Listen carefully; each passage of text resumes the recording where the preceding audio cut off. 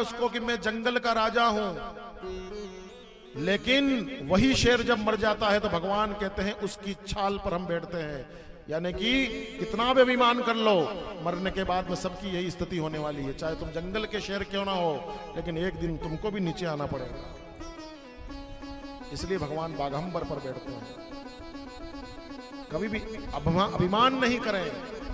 अच्छे अच्छे शेरों की ये हालत हो गई कि जिस दिन तुम जंगल में दहाड़ते थे तो तुम्हारे नाम से कांपते थे, लेकिन आज मरने के बाद तुम्हारी ये हालत हो गई कि तुमको हमारे नीचे बैठना पड़ रहा है। अब लपेट तो लिया, लेकिन बाघंबर को के चैन तो है नहीं, बटन तो है नहीं जो लगा ले। वो तो लपेट और फिर खिसक के नीचे चला गया।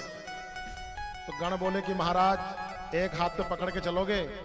भगवान बोले एक हाथ में कब तक पकड़ेंगे भैया, एक हाथ में तो त्रिशूल रहती है, एक हाथ में डमरू रहता है, क्या करें। एक गण गया दौड़ करके तो कैलाश पर्वत के नीचे बड़े बिल में हाथ घुसेड़ा और उसमें से 5 हाथ लंबे एक सांप को निकाला। बोले कि भैया तुम्हें काम करना पड़ेगा। तो बोलता है भैया कुछ काम मत बताना, भगवान शंकर के विवाह में नाचने के लिए 2 महीने पहले से तैयारी कर रहा हूं, मैं प्रैक्टिस कर रहा हूं भैया नागिन डांस की। बोले कि नहीं, तुम नागिन डांस नहीं कर सकते, तुम्हें तो एक बहुत अर्जेंट काम करना है। तुम्हें भगवान के बाघंबर पर तुमको लपेटेंगे, जब तक भगवान के फेरे होकर के वापस भगवान कैलाश पर्वत पर नहीं आ जाए तब तक तुम्हें भगवान की लाज रखना है।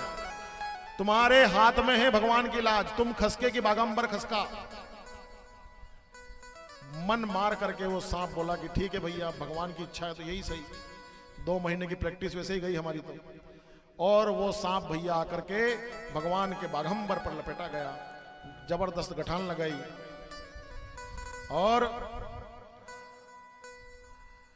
कि शशि ललाट सुंदर सिर गंगा नमन तीन